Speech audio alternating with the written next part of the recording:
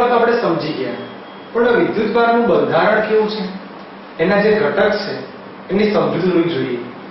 તો સૌથી પહેલા વિદ્યુતભારની અંદર હું અત્યારે જેની વાત કરવા માંગુ છું, જેમ કે કોઈ એક પદાર્થ છે, એવું કહેવામાં આવે છે કે ધારો કે તેમાંથી 10⁻19 જેટલા ઇલેક્ટ્રોન દૂર થાય છે. શબ્દ ખાસ સમજજો, ઇલેક્ટ્રોન દૂર થાય છે. જો આટલા ઇલેક્ટ્રોન દૂર થાય તો સમજવું શું કે આ દાખલા કઈ રીતે ગણવું? તો આની માટે જે મેઇન શબ્દ આવે છે એને કહેવાશે ક્વોન્ટમીકરણ. શું બોલાશે એને? ક્વોન્ટમીકરણ.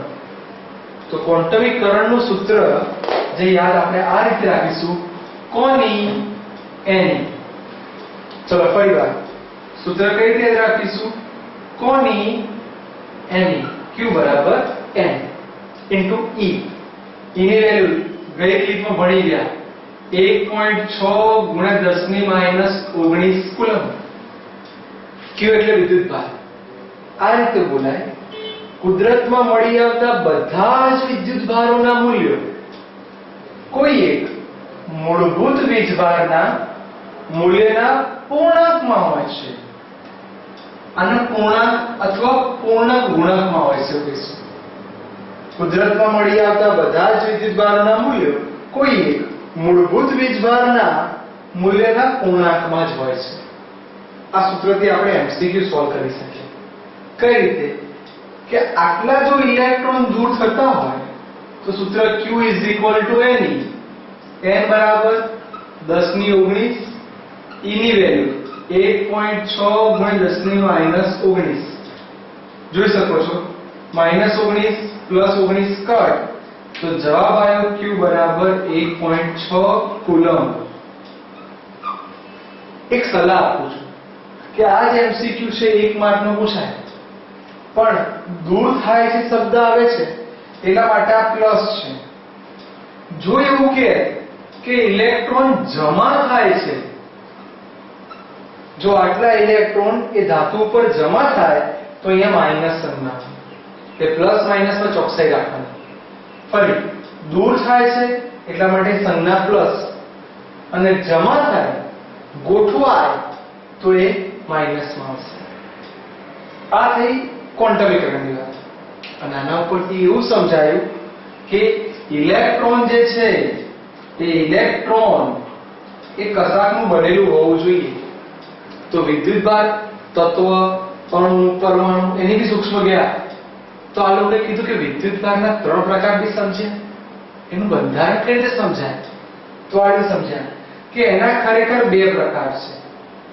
કયા કયા? એક અપ ક્વાર્ક્સ અને બીજા કહેવાય ડાઉન ક્વાર્ક્સ.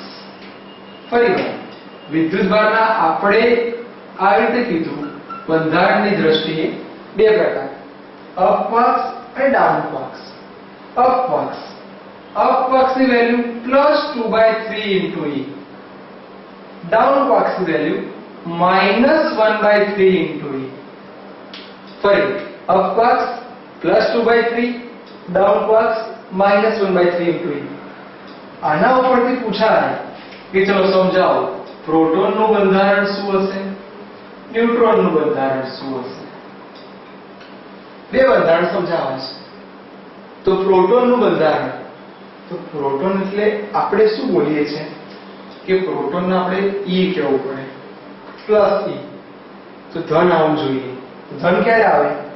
2 અને 2 4, અને એમાંથી એક આ જાય તો સંજ્ઞા આ રીતે સમજાય.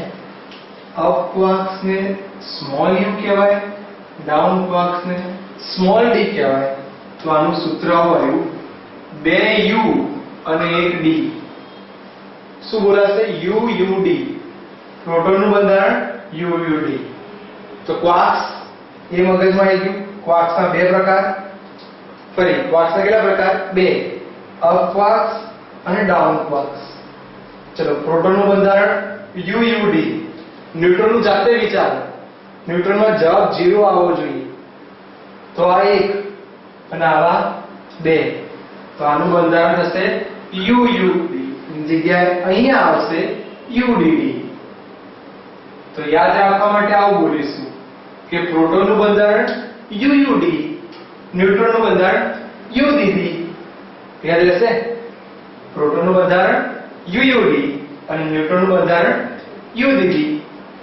આ બંધારણની વાત થઈ.